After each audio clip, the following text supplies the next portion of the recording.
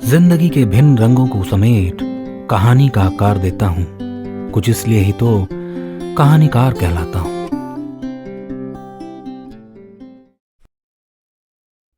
मित्रों, हमारी कहानियां सुनने के लिए हमारा चैनल सब्सक्राइब करना और बेल आइकन दबाना ना भूलें।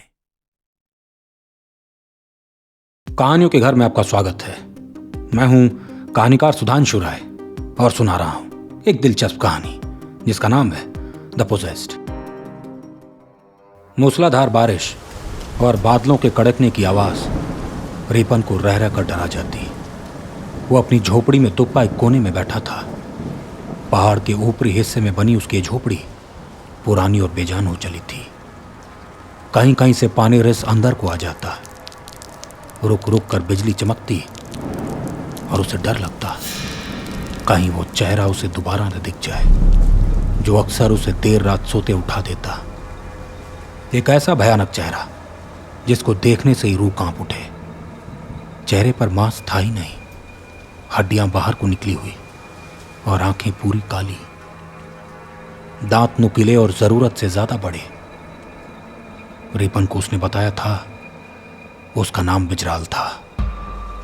बिजराल का पूरा शरीर खून से नहाया हुआ था और वो अक्सर देर रात उसकी झोपड़ी के बाहर आ जाता और मौका लगते ही रिपन के सिरहाने या फुसफुसाने लगता। रिपन चीख उठ जाता, पर जब भी वो खुली आंखों से उसे देखने की कोशिश करता बिजराल दिखता ही नहीं। पर पिछले महीने बिजराल रिपन को कह गया था वो बारिश की सबसे काली रात रिपन के शरीर को अपने वश में कर लेगा। वो उसके शरीर के अंदर रहेगा, उसकी सांसों संग जिएगा। और वो रात शायद आज की रात थी। इतनी काली रात रिपन ने कभी न देखी थी। वो कोने में हाथों को बीचे बैठा था, इस डर में कि उसकी झोपड़ी का दरवाजा अब खुलेगा और बिजराल रेंगता अंदर घुस आएगा। उसके मुंह से लार टपक रही होगी और वो अपनी डरा देने वाली आंखों को घुमा रिपन को देखेगा और चटकारे ले अपने पहने नाखूनों से उसके शरीर को भेदेगा और अंदर घुस जाएगा। फिर रिपन का शरीर हमेशा के लिए उसका हो जाएगा। वो अपने शरीर में होगा तो, लेकिन बस एक कैदी बनकर। रिपन का शरीर बिजराल के मुताबिक चलेगा। तभी तेज हवा ने उसकी झोपड़ी पर ऐसा वार किया कि दरवाजा खुद ब खुद लुढ़कता एक तरफ गिर गया। बाहर चमकती बिजली वहां खड़े पेड़ों पर रोशनी बिखेर चली जाती। बड़े लंबे पेड़ उसे किसी दैत्य की तरह नजर आने लगे। रिपन को यकीन था अगर वो वहीं पड़ा रहा तो उसको कोई नहीं बचा पाएगा। उसे बस पहाड़ी के निचले हिस्से तक पहुंचना है जहां लोगों से वो मदद मांग सकेगा। हिम्मत जुटा वो धीरे से उठा और अपनी पोटली लिए बाहर को दौड़ गया। बारिश इतनी तेज थी कि उसको भीगने में जरा सा भी समय न लगा। तेज हवा उसको पीछे की ओर धकेलने लगी, पर रिपन के कदम आगे बढ़ते गए। तभी बादलों की आवाज के बीच रिपन को वो आवाज सुनाई दी जिसको वो बिल्कुल नहीं सुनना चाहता था। भागते वक्त वो हल्के से पीछे की ओर मुड़ा, पर अंधकार के अतिरिक्त उसे कुछ न दिखा। वो बेसुध दौड़ता रहा, पर जब आवाज थोड़े और करीब से आई तो उसने एक बड़े पेड़ की टहनी की ओर देखा। उसकी चीख निकल गई। बिजराल एक ऊंची टहनी पर बैठा उसको घूर रहा था। रिपन के कदम और तेज हो गए।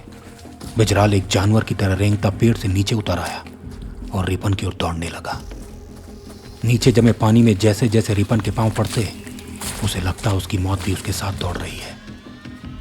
एक लोमड़ी की तरह बिजराल अपने 4 कदमों को जमीन पर पटकता उसका पीछा करने लगा।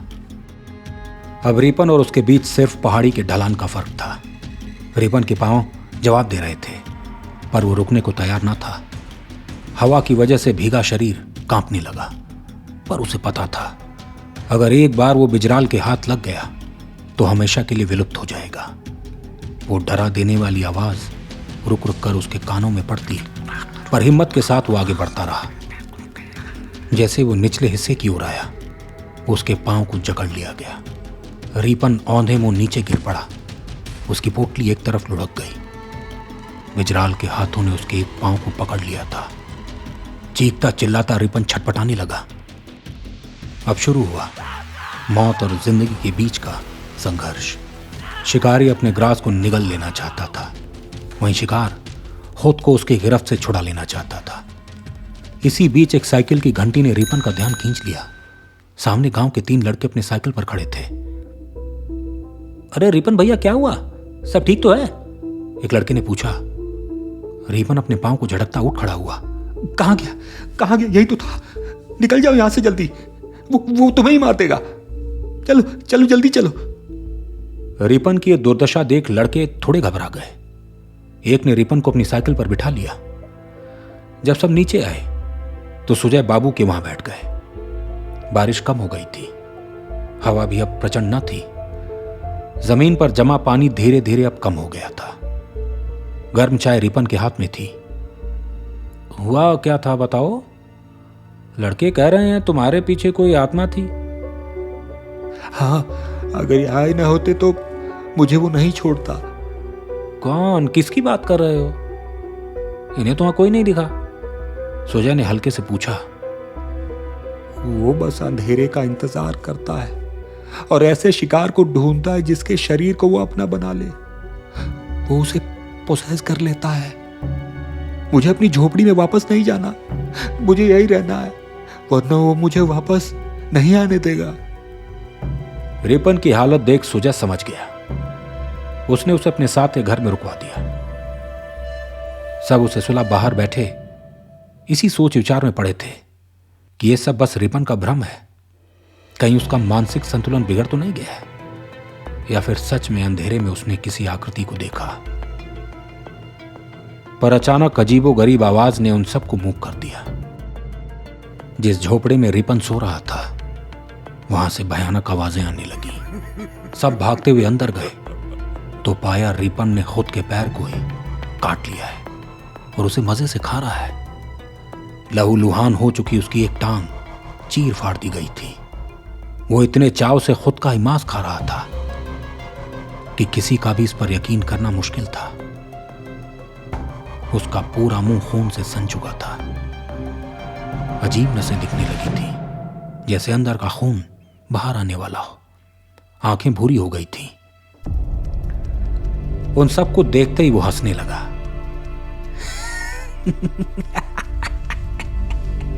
अब आया मजा। खून की गर्माहट और शरीर का मांस कितना स्वादिष्ट होता है। डरो मत, इसका मजा मैं धीरे धीरे लूंगा। इसी ने तो मुझे जगाया। आ जाओ, तुम में से किसी का खून भी तो सूंघ लूं। हाँ, करीब आ। वो एक कहता दीवार पर हाथों के सहारे चढ़ने लगा। इसे पकड़ो वरना ये खुद का शरीर खा जाएगा। लोगों ने बहुत मेहनत से रिपन को पकड़ उसके हाथ और पांव बांधे। वो गुर्राता रहा, लोगों पर झपट्टा मारता रहा। किसी को कुछ भी समझ नहीं आ रहा था। क्या सच में रिपन को बिजराल ने जकड़ लिया है और वो अब उसके अंदर है? रह रहकर उस झोपड़े से डरा देने वाली आवाजें आती रही। पहले तो डॉक्टर को बुलाया गया, पर दवाइयों का कोई असर न हुआ, बल्कि रिपन की हालत और खराब होने लगी। रिपन का भाई सुमाज शहर से लौट आया। भाई की हालत देख वो सहम सा गया। कस्बे के सभी खास बुला लिए गए। क्या करना है, ऐसे तो ये मर जाएगा। सुजय बाबू परेशान थे। देखो तो कुछ ही दिनों में वो कितना दुबला हो गया है। बस कुछ ही सांसें बची हैं इसकी। अनुपम रिपन का दोस्त था। अगर सच में कोई आत्मा है तो बाबा रिमुल को बुलाना चाहिए ना। पर पहाड़ी के उस पार जाएगा कौन? बारिश के मौसम में सबको पता है अंधे मोड़ पर क्या है। एक और व्यक्ति बोल पड़ा। मैं जाऊंगा, मेरा भाई है। सुमाज बोल पड़ा। सुमाज किसी तरह बाबा को लेकर आ गया। तुम सब बाहर ही रहोगे, मुझे पहले ठीक से जानना है। बाबा इतना बोल अंदर चले गए।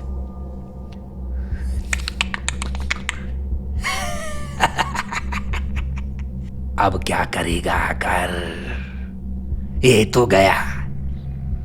बिजराल अब पूरी तरह रिपन पर हावी हो चुका था। तो इसे मिला कहां? बाबा वहां लगे एक स्टूल पर बैठ गए। अरे यही तो आया था बांसों के घरों के बीच। साफ साफ बता, इतना तो तू बता ही सकता है। बाबा ने एक भूरे रंग का पाउडर निकाला। बांसों की प्रथा है, अगर किसी लाश की राख वहां पड़ी है तो उस पर से गुजरना नहीं है। जो गुजरा तो ले गया उसकी भटकती आत्मा को। इसने ही तो न्योता दिया, सो मैं चला आया। इसने कोई न्योता नहीं दिया, बस अनजाने हो गया इससे। चल माफ कर दे इसे। अनजाने? अरे इसने राख ली भी और शरीर पर मली भी। बाबा समझ गए। वो तुरंत बाहर आए। ये ऊपर बांसों के बीच गया था क्या? पता नहीं, सुजय ने जवाब दिया। वहां पहले टोटके होते थे। अगर किसी मरे हुए इंसान की लाश की राख ले, वहां बांसों के बीच फेंक दी और उस पर किसी जानवर का खून डाल दिया तो बांसों के बीच ही वो आत्मा फंस कर रह जाती है, फिर धीरे धीरे काली हो जाती है। ये टोटके आज के नहीं बल्कि बहुत पहले होते थे। अगर किसी की दुश्मनी होती थी किसी से तो वो ऐसा ही करता था, फिर उनकी पूरी पीढ़ी तड़पती रहती। पर उधर तो कोई वैसे नहीं जाता, सुजय ने जवाब दिया। हो सकता है अनजाने ऐसा कर दिया हो रिपन ने। तो अब क्या करेंगे? बाबा वो तो मर ही जाएगा। सुमाज बाबा के पैरों में गिर पड़ा। छल करना होगा, ये सीधे तो ऐसे बाहर नहीं आएगा। बाबा सोचने लगे। एक काम करो, एक लोटा ले आओ तांबे का और उसमें बिल्कुल कम पानी रखना। हर कोई हैरान था, बाबा ऐसा क्यों कह रहे हैं? सब लोग बाहर से ही ये नजारा देखने लगे। बाबा लोटा ले अंदर गए। तो जिसे मार रहा है वो तेरा ही वंशज है। बाबा के बोलते ही बिजराल मुस्कुराने लगा। कपटी बाबा, मुझे उल्लू मत बना, वरना अगली बारी तेरा पूरा खून चूस जाऊंगा, फिर सूखी चमड़ी को धीरे धीरे चबा जाऊंगा। मत मान, पाप लगेगा तुझ पर और फिर तू इसी लोक में रह जाएगा। और ये भी तो तू जानता ही होगा, अगर अपने ही वंशज को तूने मारा तो नर्क ही मिलेगा। ये सुनते ही बिजराल का मुंह उतर गया। नहीं, ऐसा नहीं होगा। तो एक काम कर, तू मुझ में आ जा। और वैसे भी रिपन ने बचा क्या है? बाबा ने लोटा नीचे रख दिया। ऐसे कैसे? राख तो है ही नहीं यहां पर। मैं रिपन के खून को इसी पानी में मिला दूंगा और पी लूंगा। इसके बाद तू मेरे शरीर में आ सकता है। थोड़ा सोचने के बाद बिजराल बोला, तो चल पी ले पहले। बाबा ने खून की एक बूंद ली और पानी में मिला दिया। अरे तुझे पहले लोटे में आना पड़ेगा, तभी तो खून संग अंदर जा पाएगा। छल करने आया है ना? जैसे ही इसके शरीर को छोड़ूंगा तू पकड़ लेगा। एक काम कर, जैसे ही पानी की आखिरी बूंद बचेगी तू पानी संग मेरे शरीर में आ जा। ये तो ठीक है। बिजराल को लगा पानी पीते वक्त वो बाबा रुक नहीं पाएगा और वो उसे धक्का मार पानी मुंह के अंदर ले लेगा। बाबा ने ठीक वैसा ही किया। पानी लोटे से पीने लगे। जैसे ही पानी का आखिरी घूंट उनके मुंह में जाने को हुआ, बिजराल रिपन को छोड़ पानी में घुल गया। बाबा ने वो आखिरी घूंट वापस थूक दिया। जमीन पर गिरते ही जमीन काली पड़ गई और बाबा ने तुरंत एक भूरा पाउडर वहां छिड़क दिया। किसी को कुछ भी समझ नहीं आया। रिपन को होश आ चुका था। उसने अपने भाई को देख गले लगा लिया। लोगों ने तुरंत उसे खाना पानी भी दे दिया। पर हर कोई बाबा के इस करतब से हैरान था कि हुआ तो क्या हुआ। जाते वक्त सुजय बाबू ने पूछा, बाबा बिजराल गया तो गया कहां? वो आपके अंदर है? अरे नहीं, वो आखिरी घूंट जो मैंने नीचे थूक दी, उसकी आत्मा भी नीचे पानी संग चली गई। फिर मैंने भूरे पाउडर से उसे बाहर भगा दिया। उसका मुक्त होना मुश्किल है, वो इसी तरह भटकता रहेगा। फिलहाल बांसों से दूर रहो। जादू टोने के असर जल्दी नहीं जाते। रिपन वापस अपनी झोपड़ी में रहने नहीं गया। उसने बताया जरूर, अपनी बकरियों को चराते वक्त एक बकरी उस ओर दौड़ गई। वहीं कहीं वो ठोकर खाकर नीचे गिर गया और पाया उसके बाद उसे बिजराल दिखने लगा। शायद गिरने के बाद राख उस पर लग गई। हालांकि आज भी अंधेरी रात उसे बिजराल की आवाज आती है, मानो बाहर खड़ा उसके इंतजार में हो।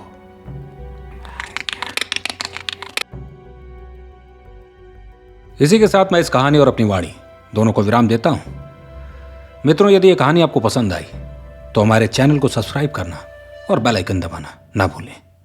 आप हमें फेसबुक पर सुधांशु राय ऑफिशियल और इंस्टाग्राम पर कहानीकार सुधांशु राय के नाम से खोज सकते हैं।